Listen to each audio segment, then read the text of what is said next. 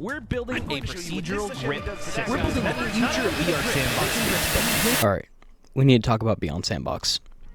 If you've been anywhere near the VR space lately, you've probably heard of some pretty wild claims about this game. People are saying it's going to change everything, that it's the future of VR, that it's going to do things no other game has done before. And look, I get it. VR fans love to get hyped about new games because, well, VR needs new games. It's still a niche market, and every time a big ambitious project pops up, people want to believe it's the one that will finally push things forward. But here's the thing, we've been here before. So today I want to take a step back from the hype and really look at what Beyond Sandbox actually is. Not to tear it down, not to trash the developers, but to set realistic expectations so people don't walk into this thinking it's something it's not. Because right now, a lot of people are getting the wrong idea.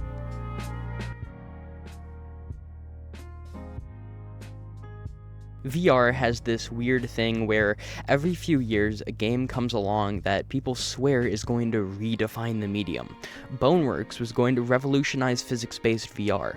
Half-Life Alyx was going to make VR mainstream. Zenith was going to be the VR MMO.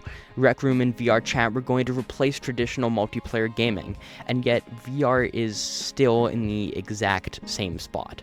The truth is, no single game is going to save VR. No game is going to magically make headsets affordable, get millions of new players on board, or make motion controls suddenly click for everyone. So when people say Beyond Sandbox is going to change VR forever, I have to ask, what is it actually doing that's so new?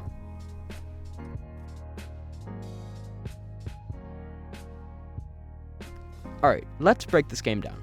Beyond Sandbox is, well, a physics sandbox. You can pick things up, throw them, interact with them in realistic ways, and use a bunch of cool weapons. The whole idea is that it's an open-ended playground where players can create, experiment, and build their own fun. If that sounds familiar, that's because it is. Boneworks already did physics VR-based interactions, Blade and Sorcery already give us physics-based combat, Gary's mod let people create endless sandbox experiences, and that was like 20 years ago. Even VR Chat has user-generated worlds and experimental game modes. And here's where we hit the first reality check. Beyond Sandbox is not doing anything revolutionary with physics right now. One of the biggest red flags for Beyond Sandbox in its current state is how much of it relies on free and marketplace assets. If you look at the gameplay footage, you'll notice a lot of models, environments, weapons, props that aren't original. They're pre-made assets from game development marketplaces, meaning anyone can technically go download them and use them in their own projects.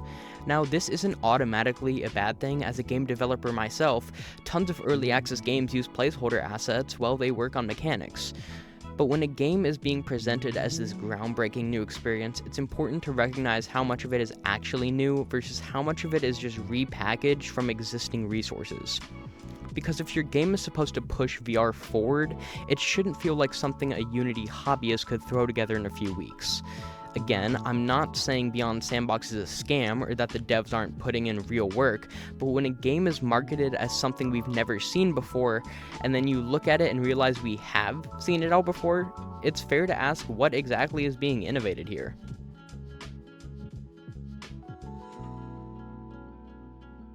Alright, let's talk about the physics, because this is a huge selling point for Beyond Sandbox. The idea is that everything in the game reacts realistically. You can grab, climb, throw, and interact with objects in a way that mimics real-world physics, which, again, is cool, but also something VR has been refining for quite a while now. And here's the problem. Realistic physics don't always equal fun. If you've played Boneworks, you know that while the physics were impressive, they could also be janky as hell. Grabbing objects felt weighty and immersive, but also frustrating while you'd accidentally grab something wrong or struggle to pull yourself over a ledge. VR physics can be immersive, but they can also be extremely clunky, and Beyond Sandbox is walking that fine line where it's trying to be super realistic, but could easily end up being a headache to actually play. It's worth asking, will this game's physics actually improve VR, or will they just make things unnecessarily complicated? Okay, I've been pretty critical so far, so let's talk about what Beyond Sandbox is doing well. One of the biggest strengths of the game is not the mechanics, it's the developers themselves. Unlike a lot of VR projects that get defensive or ignore feedback, the Beyond Sandbox team has been actively engaging with their community. They're taking criticism seriously, making adjustments, and listening to what players actually want, which is really huge.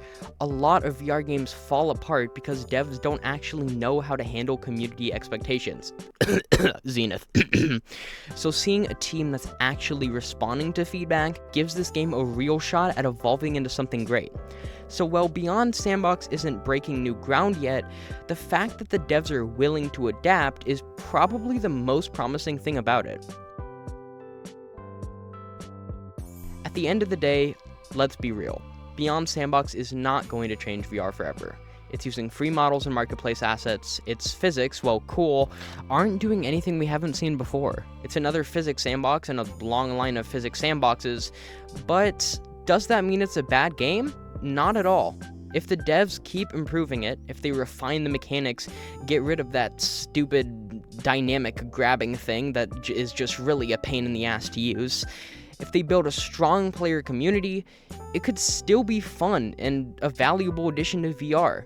It just won't be the game that pushes VR into the mainstream. And honestly, that's okay. But what do you think? Am I being too harsh, or does Beyond Sandbox have actual potential? Let me know in the comments.